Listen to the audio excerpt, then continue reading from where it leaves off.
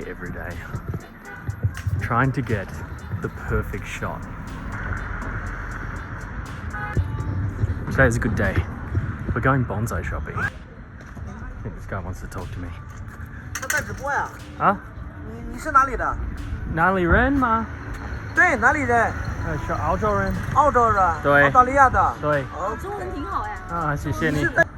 So yeah, as I was saying, we are going to buy bonsai today. I'm going to head off, but first let's have a look at how busy this street is.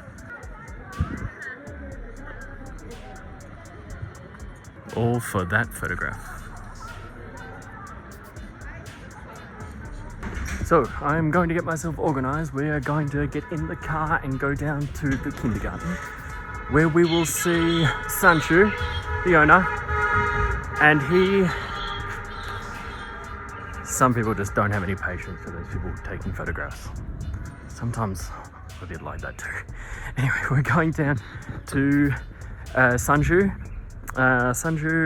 and meet up with Nathan. He is the guy that owns and started the kindergarten for the kids.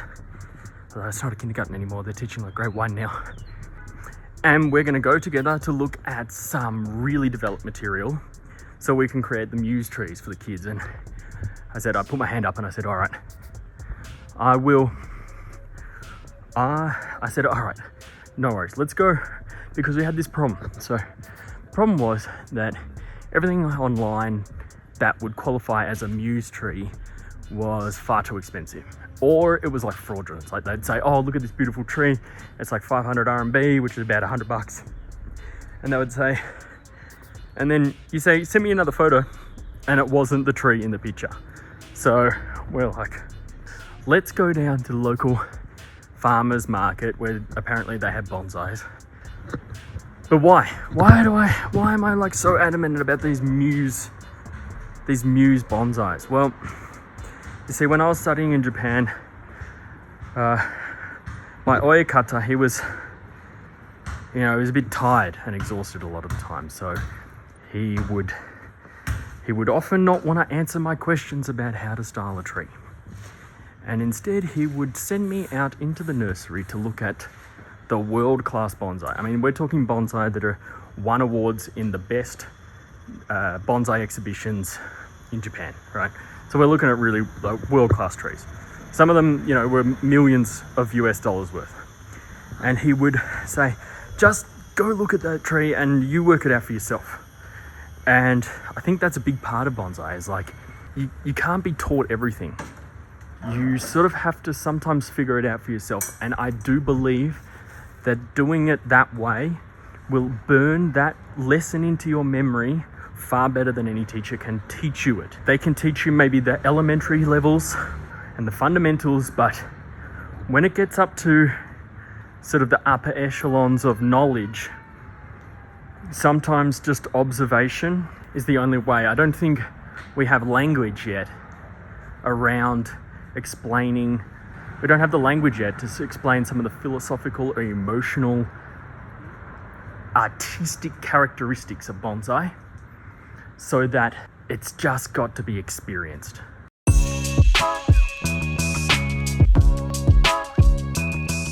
So we have arrived at the marketplace. It's a garden market. Lots of little vendors like this.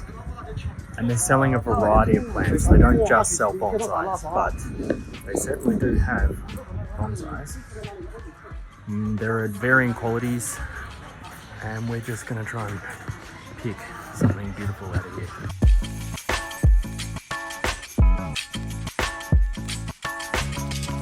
Some really great pruning on these cactus over here. Just prune the cactus a little bit with that this one they throw in a panda. Yeah. You got your, just in case the tree doesn't work out, at least you got the pack. What is the process like to get it to survive at all? Is it pretty straightforward, or is it? Yeah, with olive trees, it's very straightforward. They're like weeds, they won't die. Oh yeah. Yeah, they're really strong. With other trees, yes, you have to be super careful.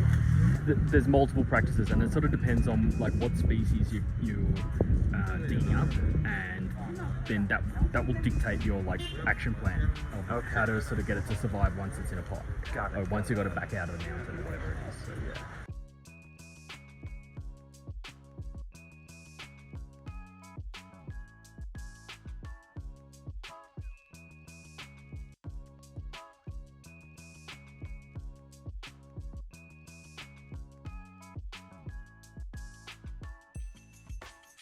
Okay, some junipers.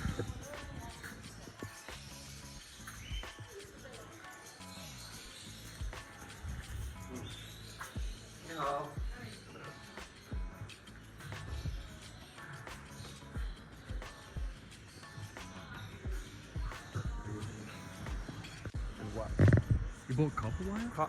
I think it's copper. I don't know. 2 different kinds of bonsai wiring. Because I did, like late last night, I was like, we might need wire. Yeah. So I bought different gauges, Yeah. and then just Is it copper color? one is copper color and one is like Silver or dark black? black. Okay. Yeah. Because I didn't know what's what, and it was really cheap, so I just figured I'd just buy some. Probably yeah, but that's Okay. That's cool. So we have something on hand.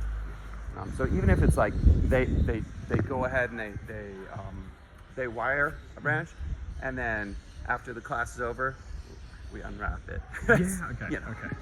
Sure. Do you want to tell everyone about like who you are and what you do? I'm Nathan, live in Dali. I run a kindergarten, starting up a grade school here, and do a big nature science program. I guess is the big thing that we're doing here. But my family lives here. I have 2 daughters, so it's home, it's life. And now finally gonna start up with some bonsai, I guess. Wanted to do that for, I'd say, the last 3 or 4 years, but without anyone to kind of show the way, shed some light on that, I wouldn't want to touch it. So awesome to have Matt here. Yeah. Nearly ready to make a decision. There's a couple more places to find.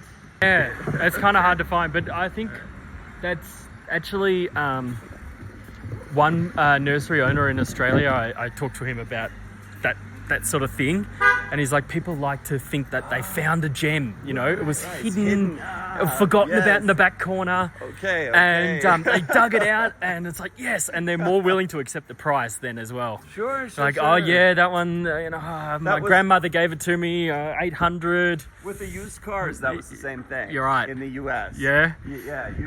You'd bury the good one down the back. Repainting the car, you Yeah. don't want to repaint it. Right. Because you want people to see it and say, I'm getting a bargain, I can repaint it myself. Yeah. And they just sort of Yeah. hedge it. That's not technique, and you end up with these like hard branches that you can't do anything with. So we'd have to go through with like pointy nose scissors, cut back to all the right nodes, all the intersections of the branch, and then start wiring it out. So there's a bit of work in that, and it might be slightly too technical for the kids. However, if we were to like maybe run a child-assisted demonstration where we're like, we maybe give them the guidelines, we teach them the guidelines, and then like Matt can come up as the silly clown and be like, do I cut here? And the whole group can be like, no, yes, no, that's wrong, right? Then something like this can work. I don't know how delicate they're going to be. So looking at This grows like a weed. You don't need to worry. Even if like a kid falls over and lands on a branch and snaps off, don't worry. Yeah. Good. That's what I was thinking. Yeah. This actually has some in here. Huh? Yeah. Well, hey, this is one to come back to when you're planning your planted. Hello. There ground. Whoa! Here we go. That's pretty cool. Do you like that look? The exposed roots. There's a bit of work gone into that. Definitely. Yeah, so they repot it. That you can see where it was growing, the changing color, right? So it was planted around here, Okay. and then they planted higher, and they used like a high pressure hose, or maybe not too high, Sure. but they erode all the old soil out of there. And then, So we can wire and prune this one to get some okay, so- more results. But this one also, there's enough to be cut, trimmed, adjusted for the kids to like. Yeah. I think so. I think so. I bet this one's gonna be pricey. Yeah, I could imagine so. This one's gonna be. If this wasn't planted in the rocks, this would also be a really great example. This one, but that would be Shohin. That would only be like 20 centimeters. I would cut like all of this off. It's, Right. When it's just like a big tuft on the branch here, there's a lot of structural work we have to do to sort of get it to that point where we can then wire it out and create like nice foliage pads. Right. Got it, And got if it. you sort of want to just bury your head in the sand and say, okay, I'm going to guy wire this down and keep hedging it like that, one day you'll get into a situation where there's no more room that you can go, and you won't be able to finalize the design. So that's problematic, and we need to fix that from the get-go. That sounds like you're talking about thinking ahead. In general, people don't do that. That's not something we do. Yeah. So nobody's gonna understand what you're talking about. I don't think that. Yeah. You're planning, like imagining, direction. Yeah. That's much better, but it's got quite a lot of scarring here would have to deal with. And inverted taper, so it goes fat, thin, and then fat again. Oh yeah. Right? So that's hard to deal with. Not impossible, but it means a lot of work. Yeah, and time. 然后他觉得这个不错，那我就买这个，就来一个这个。我一会儿我就把车开上来，放上去呗，就行了。别的不要吗？有没有有个 First, look at our haul today. 5, 6 trees? How many? 5 trees. That's super exciting. All right. So we have bought some bonsai material to work on. I know they're not presented, and that is because we are actually trying to hide these trees from everybody until it's presentation day.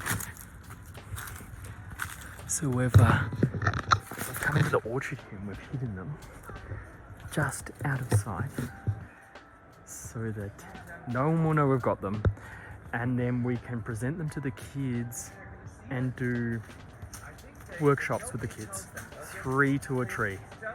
So we've got 5, so we've got enough for like 20 kids or whatever, 15 kids, and we'll be presenting them to the kids on the first day of class. This is really cool.